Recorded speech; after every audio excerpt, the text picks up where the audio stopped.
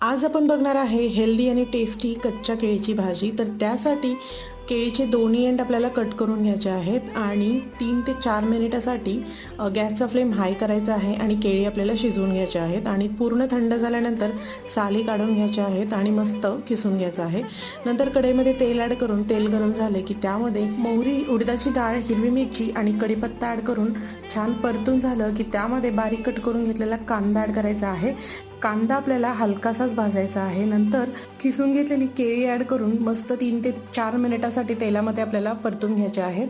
ह्यामध्ये चवीनुसार मीठ ॲड करायचं आहे. नंतर बारीक कट करून घेतलेलं ओलं खोबरं मिक्सरच्या भांड्यामध्ये ट्रान्सफर करून पाणी न ॲड करता आपल्याला बारीक करायचं आहे. नंतर तेही ॲड करून छान असं परतून झाकण लावून 3 ते 4 मिनिटासाठी लो फ्लेमवरती ही भाजी शिजवून घ्यायची आहे. तर नक्की ह्या पद्धतीने भाजी तुम्ही ट्राय करून बघा आणि रेसिपी आवडली तर चॅनल सबस्क्राईब करा. थँक्यू.